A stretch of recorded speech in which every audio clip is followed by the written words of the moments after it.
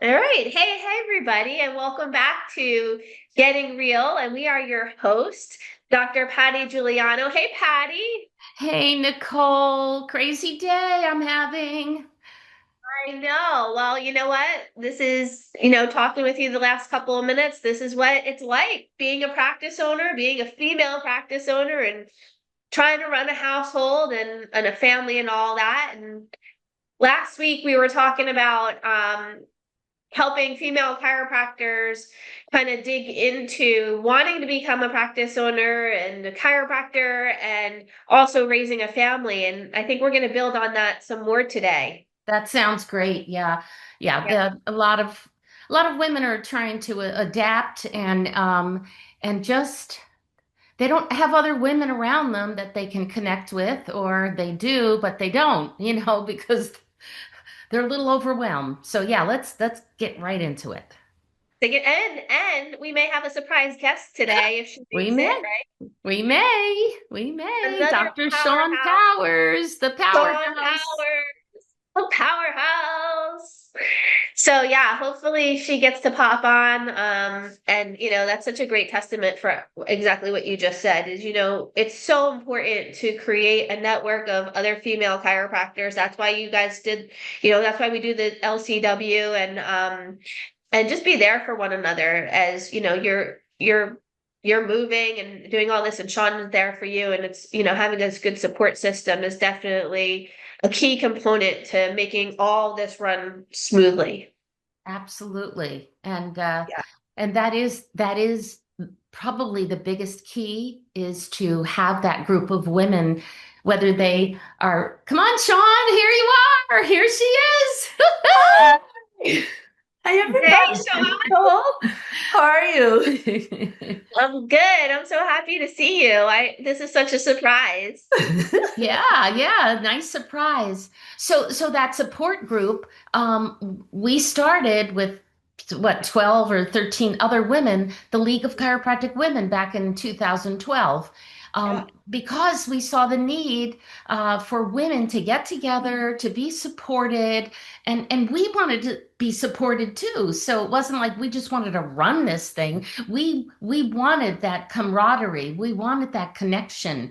We wanted to be able to support each other and the women that were coming up in the profession and the women that were out there already seasoned who may be trying to figure out, how do I nurse my baby and then Practice. run into the practice, and then how do I wash my dishes, make my meals, do every all those things. Be a wife, be a Yeah, doctor, be a partner, yeah, Yeah.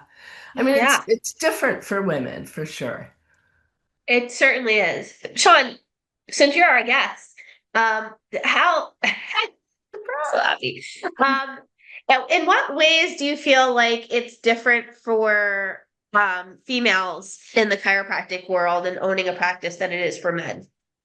Oh, well, for me, because I started eons ago and there weren't very many women in, or they didn't stay in, there was kind of one way, the manly way, right? And Right. multiple days, long days, early mornings, late hours. And the difference for women is they want to do more than just be a doctor, and Mhm. they want to have the family and they want to have a quality of life. I think physiologically it's different. I tend to be, well endowed. And so how do you adjust, right? Patty is very tiny. That's very different. You used to use a step to get up to be able to adjust, like the old-fashioned workout steps. So, what I would learn from adjusting by a guy didn't always translate to my body style. Also, because women have hormonal differences, or especially after pre and postnatal, there's physiological changes that are going to affect how you are able to adapt to the adjusting, how your body's healing and repairing. So, and I think the essence of the difference is who we are as caregivers, our innate wisdom, our innate just sensibility, that spidey sense that we have. Not to Yeah. say men don't have it, they just haven't really. been allowed in some level to access it most of their lives, Mhm. right? It's like just, push through and do it and don't feel things. So I think we're just bigger feelers. And because of that, we also have to be very protective. Mm. Like when we're getting in practice and we're taking on other people's, grief or worries or, because it's a giving and a receiving motion. So I think Right. also that idea of releasing in between adjustments, at the end of the day, before we move into home, there's just so many differences between a man and a woman, but they're all good differences. Yeah, agreed. Patty, Yeah. what were some of the things that you would do to have that release at the end of the day before, when you were doing the transition from being in the office all day long and then transitioning back to home? Did you have any rituals or any like daily routines that you would do that would help you to transition that? Yeah, I walked up my spiral stairs from from the basement level where our office was. We always had a home office. So I know people talk about, decompressing while they're driving home. I just had to walk up the spiral stairs and then I had to meet whatever was going on up there because when I had kids, there was a lot going on up there because either Peter was with the kids and I was in the office alone, or we were both in the office and we had a caretaker upstairs with the kids. And sometimes the caretaker had dinner ready for us. If not, Nicole, I just went right from chiropractor So, mother. to mother to Yeah. mom. And I know a lot of times people have nannies and they have people living with them, but Peter and I did it all, and I have a very supportive husband. Hmm. Peter Hmm. jumps in there and he's like, what do we need to do? I'll take care of the kids while you cook dinner, or we can order, takeout and I'll go pick it up or He's a whatever. good logistics man. He is very, Mhm. very, and yeah, so um uh, no, I didn't like go upstairs and just sit in a chair and relax and say, okay, I'm gonna meditate for 10 minutes. No, I've never been that person. Like I told you just before we started the podcast today, I just moved into a new house on Monday and today is Friday, and ask Sean, I mean the house is all set up and except for one room that has a bunch of boxes in it. But other than that, everything is set. The towels are in the bathrooms, the rugs are on the floor, and that's how I was. But not a lot of women are like Patty or like Sean or Mhm. like Nicole. Mhm. We all have to figure out our own kind of rhythm and how we're going to do it. And so I hope that when women are listening to this, that you know that we keep saying it, there is no wrong way. There Mhm. is Your your way. way, and make it happen. There are women within the LCW who have ended their like moved out of their practice in a building and come into their home and they see people out of their living room, Mhm. 10 to 12 on a Monday, Wednesday, and 2 to 4 on a Tuesday, Friday, whatever it is. Right. Anything goes. We just sometimes somebody needs to give us permission to say, Mhm. you can do whatever you want to do and whatever works for you. And Right. and and if you're challenged, ask somebody like you did. We talked in the last Mhm. podcast. You called um who who did you call when you were like in need? Oh, who didn't I call, right? Oh, okay, Um, okay. Yeah, so but yeah, you mean like when I was having the baby, when I was yeah, having Cole? yeah. Well, shoot, my chiropractic friends, my chiropractic girlfriends. There you go. Good. There you go. Daria Messina, do you know Daria? Yeah, Mhm. yeah. She helped me out tremendously. She covered my practice for me. Yep, yep. Uh, I want to say something about the permission piece. The one thing that I think we have helped being part of the LCW is to help women understand nobody has to give them permission except for themselves. yeah, And that's, I think, when who we are as women and the drive to care and to, serve and all of that is that we have to stop and put ourselves first because you cannot, help other people if you're running on empty, right? And so Right. that's one of the things I think that's really key is, maybe as role models or in the organization that showed or demonstrated people about giving yourself permission and to really not care what other people think, care about what you think, your family thinks, like the hierarchy sometimes is wrong in chiropractic. Oh, What will yeah. my patients think? What will my Yeah. community think? What will my other Right. chiropractic friends think? Right. Right? Right. It's, and we're all old DE people, God, family, chiropractic. But that I see oftentimes gets disordered Yeah. in the field. Yeah. I've done Yeah. it myself. Mm, Yeah. Oh, Jody Yeah. Tinnerman, right? You called Jo Jody. mm. Jody Dinnerman. Yeah. Yeah. Yeah. Yeah. I'm And my other sorry. friend. It just came Right. through. I was trying to Yeah. think of who it was that you were talking about. Yes, Yeah. but And that's so Jody true. Jody Kinney. I don't know if you know Jody Kinney. She's another New Jersey chiropractor. Yeah. They all jumped in and helped. Yeah. Mm, Yeah. And Sean, to get back to your point about giving ourselves permission, I think, and to add to what you said, I think what you said is really powerful. And to add to what you said, I think we also have to give ourselves permission to not always have to be perfect. right, right. Like it's not all going to get done, Well, and imperfection is like it's a dangerous precipice, right? Because we will never be perfect. That's right, also giving yourself permission that you're always in a state of becoming. Like, look who you are when you first started practice. Look who you are when you had a baby. Look who you are, Yeah. like the seasons of our lives change who we are. Yeah. The experiences that we're having through our lives changes who we are. So, perfection is it's a dangerous precipice. Can I show up and be the best version of myself Mm, in this moment in time with this right, practice member? I always say if this was the last adjustment I gave, is this the last time I'm with my friends? Is this our last podcast ever? Will it be our best? And that's yeah. all you can ask of yourself. Be present, be conscious, and be your best of what you have in this moment. That's perfection. Amen. right. I love that advice. That's such great advice. For sure. You guys know that I help chiropractors open practices, and a percentage of my clients are females. And one of the challenges that a lot of my female chiropractors run into is time and energy constraints. Do you guys want to speak on time and energy? Like, do you have any great tips for these female chiropractors that are opening practices and some of them are opening a practice, they're within their first year of practice, they're pregnant, they're getting ready to become moms, they Right. have a lot going on.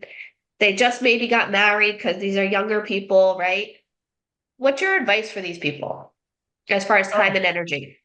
oh my gosh. Where do you go with that? I think it comes down to, that they, I want to say they need to figure it out, right? I mean, that's how I parented my kids. It's like, Right. figure it out. Don't let me tell you what to do, but you're guiding them, Nicole, right? So thank Mhm. God, I'd say first of all, thank God they were of the wherewithal to be able to find somebody to guide them and not try to do it alone. Okay? So I think Right. it comes back to everything we're saying. There's enough support and help out there. Don't do it alone. And they got to figure out what their rhythm is. I'm a late morning person. I like to sleep in the morning. Peter started at 5:45 in the morning seeing patients, and he had people lined up down the driveway with all those other crazy, type A personalities. What is your personality?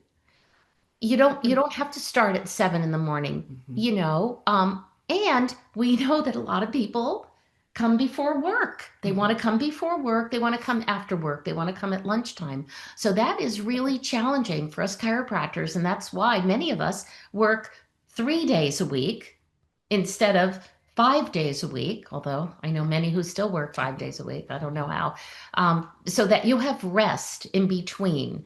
So figure out their rhythm and do what's going to work for them so that they can be the best servant that they can, because when you are serving your patients, you are serving your patients. Mhm. I had a home office and I had to tell my children, mommy's in the office. When I'm in the office, I have to take care of the people in the office and focus on that. And when mommy comes in the house, I will focus on you and not the office. And so if I ever got a phone call while I'm making dinner and I picked it up, my kids would go, Mommy, Mommy, you're supposed to be with us. And they would remind me.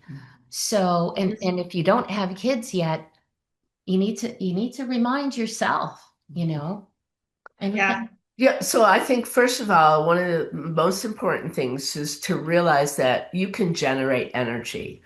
And you want to examine how in your life what nurtures you and what depletes you. And you protect that like so vigilantly, right? My energy is a sacred source to give to my family, to give to my practice, etc. So determining how you operate, what your operating system is. Like, Yeah. I used to start at 10 a.m. and I hired a coach and they were like, what are you crazy? You should start at 7 a.m. And I was a critical care nurse that used to work 7 to 3, right? And I was like, oh, I'll try it. And I didn't have children at the time. I opened at 7. I had so many new people. It was a different rhythm in practice. So, first of all, protect your energy. Learn how to generate it, learn how to nurture it, learn what depletes it, and learn your cycles. When do you need, like I coach as well, and a lot of my women are introverts. So after a period of time, they need some regeneration, some, time away. So understand your rhythms. Then the other thing to really be effective and efficient is time blocking. I believe there's Love service that. time, and when I'm in service, I'm in service. There's Mhm. admin time. When do we work on the practice, not in the practice? That's a separate time. Yeah. When do we Right. build and enhance the performance of our team and our engagement? That's a separate time. And then I like to look at my life in three days in one. What do I do when I wake up to nourish, to prepare, to plan, before I go into the office, or for me, before I start my coaching sessions? And so that's a day, and that's very time blocked, organized, certain rhythms and things that I know nourish me and prepare me. Then there's the service time.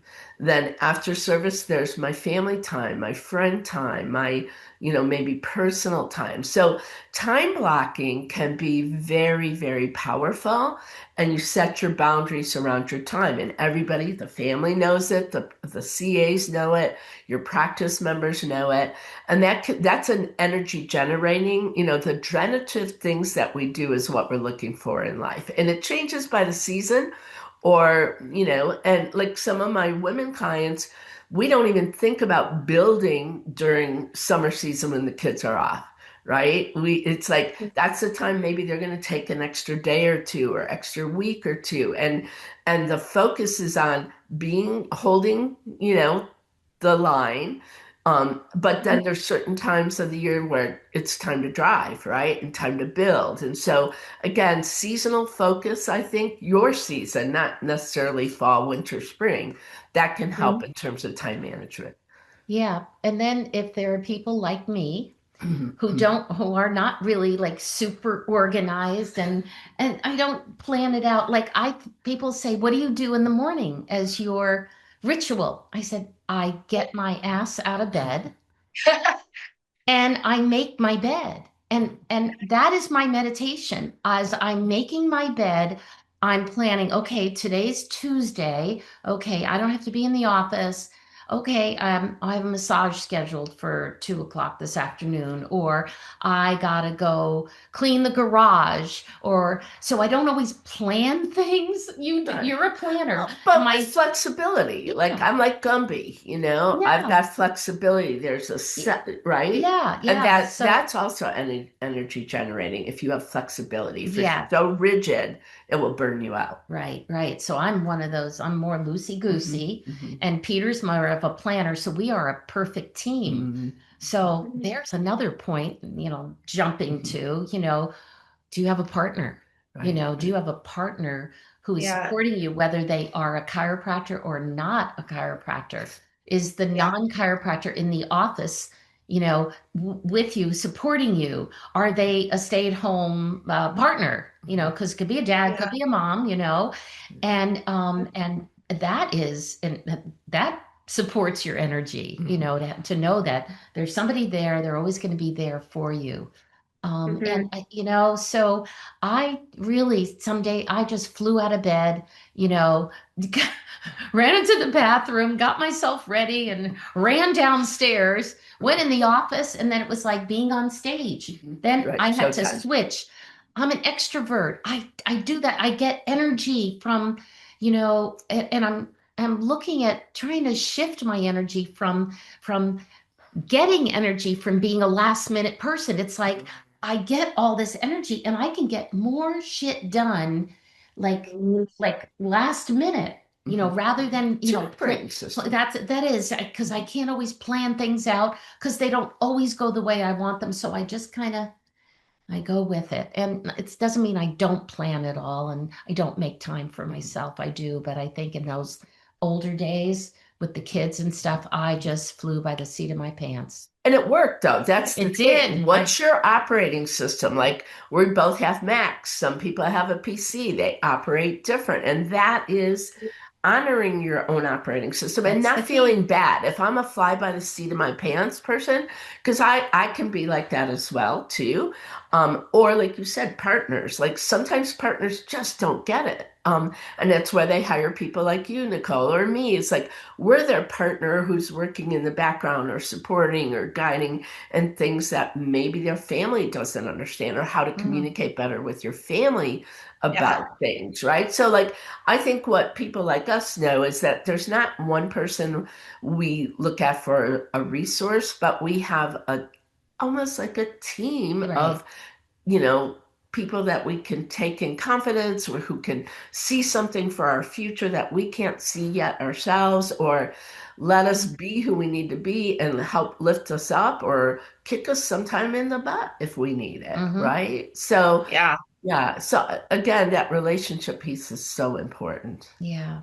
Yeah. And the other common thing that I heard from both of you is flexibility. Mhm. And it made me like remember that old analogy of like the twig. When you have a really a Mhm. stiff twig or a rigid twig, and the wind comes or the hurricane comes and the twig breaks. But when the twig is flexible and the hurricane comes, it doesn't break, it just bends. Right. And Right. that's a So perfect analogy for what we do. People's mhm. spines. What do we tell them? The more flexible your spine, the yogis say you are as young as you are flexible. Mm. And, so that you can take the bumps and the falls and because your body will just take it, deflect it. But the more rigid you are, the more subluxated you are, Yeah. the less ability you have to deflect those forces and they come in and they lock in and either the subluxation has layers upon it or you get new subluxations. But here's the thing, those forces can also correct some subluxations, as we know, because there are people walking around this planet who don't get adjusted and their body is able to deflect a lot of subluxations. So wonderful analogies. Yeah. Flexibility, it's the key. Yeah. Yeah. I love that. My dad always has a saying. He's like, be like water, just go around or go around the stone. Yeah. That's what my Flow, father would say. flow, flow Right. around it. Under, over, through, above, whatever you need to do, right? You do it, right? And if you look at a stream, that you can see the patterns of water over the years and how they wear Right. things. And I think that's also one of the things that help us all in life is recognizing our patterns, what serve us, what Mhm. elevates us, what nourishes us, and what gets in our way, because we are creatures of pattern. And if we don't have enough resources or enough guidance, sometimes we fall into the patterns that if we just interrupted them, or maybe eliminated them, it would just elevate everything about who we are, how we show up, and what we experience in life so much quicker. Amen. Patterns are Amen. important. Awesome. Awesome. All right, ladies, next question. So for the women out there who are watching this and they're already, a practice owner, maybe a newer practice owner, and they're planning on having a baby, but they quite don't have children yet. Mhm. Okay, so the three of us know that there's a lot of preparation that goes into maintaining and building up your practice and getting your practice ready for you to have children, for you to start having Oh, children. Um, so can sorry. you guys, yeah, can you guys speak about what are some of the things that these young women should be doing to prepare in their practice now for the children that they're planning on having in the next year or two? First of all, I don't want to ever should on anybody in out there, right? So it's a great question. What could or what's important to me?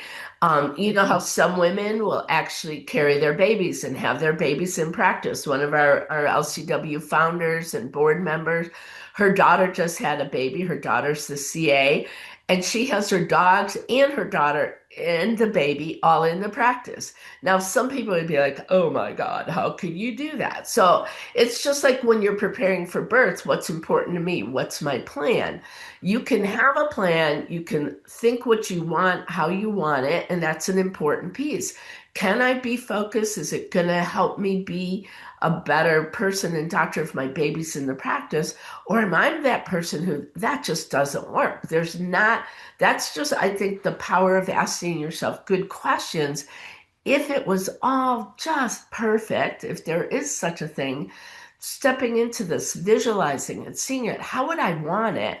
What support am I going to need? My environment? Would there have to be any changes? Will the hours work? What if I'm breastfeeding or if I'm pumping because I'm not going home?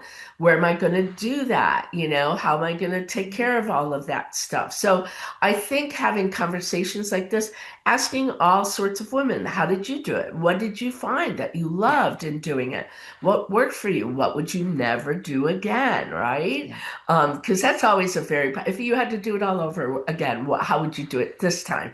Yeah. And then you sit with it and you say, that sounds like the way I want it to be. Right? Yeah. So, And Right. that's what I did. I said, this is how I see it happening. I'm going to have the baby, and 2 weeks later, I'm going to put her in my backpack. I'm going to go back in the office. And 6 months later, as we've talked about on other podcasts, so again, there's that word flexibility to be able to punt and go left instead of right. Right. And I had to do that. And then you also don't know how you're going to feel emotionally after you have the baby.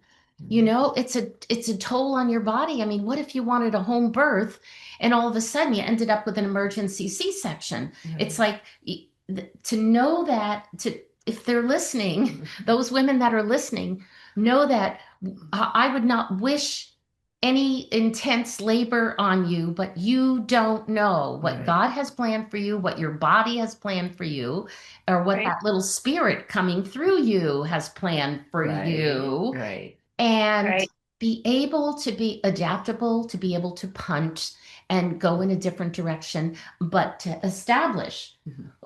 who's going to be there, who's in line to help me no matter what. Right, ride And or die. yeah, yeah, Yeah. have that support system.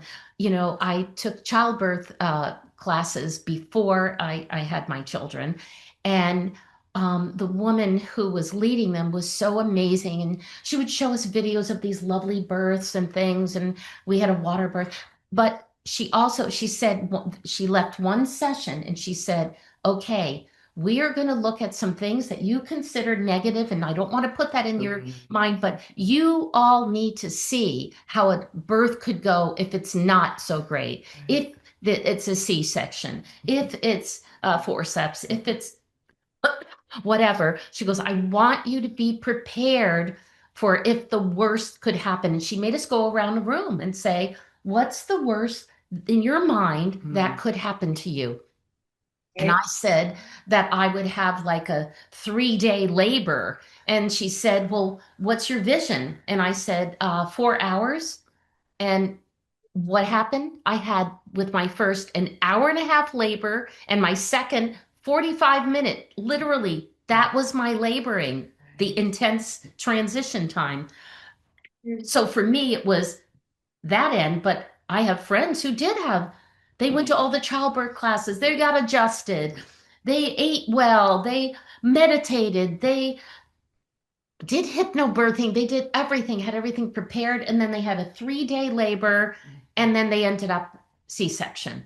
Yeah. And to not beat yourself up if that's what happens, it's hard to go through that, and I can't even imagine. But to give yourself grace Mhm. and to get counsel, to prepare yourself, that could happen and make it Yeah. real. That could happen. And I had it in my mind. That could happen. I had the ambulance ready. I Wow. called my local ambulance and said, guys, I'm having a home birth. If I need to be transferred, I want you to be there for me. Mm. And then to have Mhm. everybody who was going to be at the birth lined up, Mhm. and then also the office part, to have the Right. office, coverage Prepare. ready to go, you know. So, Yeah. I think in that too is the other thing is what you said that the woman was helping you understand is you have a plan, you have a desire, you have an intention, but you're not control what you can control and don't be attached to the results because what I see so many women blame themselves when Mhm. it doesn't go the way they wanted or they planned, and then they feel bad or they feel guilty if they have to have any kind of medical intervention or whatever. And so Right. that I am grace, things happen for me, not to me. And almost every mhm, woman you talk to, every mhm. birth is a little bit different because guess what? You're a little bit different, right? Right. Yeah. You're either green and growing or you're ripe and rotting. So as you become through your life, a different level and version of yourself, that's going to be part of what your experience is going to be. So you can think, you can plan, you can prepare, but the results sometimes won't be in your control. And to Right. focus on what I can control, not what I can't. Because anxiety comes from that, right? Yeah. Trying to control something Yes. you can't. It comes from staying in the past or too forward in the future. That present time consciousness, that statement that there's got to be something good in here. It's not the way I Right. want it. It wasn't what I planned for, but there's going to be some good that becomes from this experience. Amen. As we've said in previous podcasts, Nicole, that we have to find the blessing. And in that moment, you might not be able to, but to come Right. back to it minutes, hours, days, months later and say, Right. okay, what is the blessing in this? I have to justify it, find the blessing, or you just keep beating yourself up and you're a Right. victim to Right. things. So, Goes back to that story thing we were talking about the other day. What story am I making up? Is it yeah. a story Yes. that nourishes me, empowers me, supports me, or is it a story that, beats me up and Yeah. makes me shameful and Yes. disappointed or Yeah. frustrated? So be very careful of the stories in all circumstances, whether it's birth, whether it's practice, whether it's relationships. Make Right. sure you're not making up stories that don't serve you about yourself or Yes. other people. Amen. Three Yes. And amens. Amen, amen. yeah, I love that advice. I love that advice. Well, ladies, you're not going to believe this, but we're at our half hour mark Oh, already. wow. What a perfect place to kind of, you know, move to that next level. And so Tie it up. we can continue the next time. Yeah. So we will pick back up in another couple of weeks. Sean, do you want to share how people can get in touch with you if they want to reach out? My What's a name good is way? Shawn, Shawn, Powers, Powers, as in the power of chiropractic or the power of womanhood. And my website's drshawnpowers.com. You can see me on Facebook, Instagram, often with my friend Patty or you, Nicole. So yeah, I'm out there ready to serve and support you in whatever way you can. And thank you for knowing that I was downstairs and pulling me up in here today. What a I'm so excited that surprise. you're there. It's I'm so Yeah, great. happy yeah, thank because I don't get you. to see you very often. Yeah. Thank And you. then Patty, how would you like people to connect with you if they want to connect or have questions for you? Probably the easiest way is to email me. I'm Okay. old fashioned, you know. I mean, I do have a website, Dr. Patty with an I, Giuliano, Giuliano at the end at Gmail, or at the .com, and or pattygdc at gmail.com, or Okay. you know, So just that's your email. yep, Perfect. yeah. Awesome. And you guys all know where to reach me, thrivechirocoaching.com. And you guys have a blessed week, and we will see you in a couple weeks. Ciao. Bye. Ciao, Thank ciao, you. Nicole. Bye. Bye.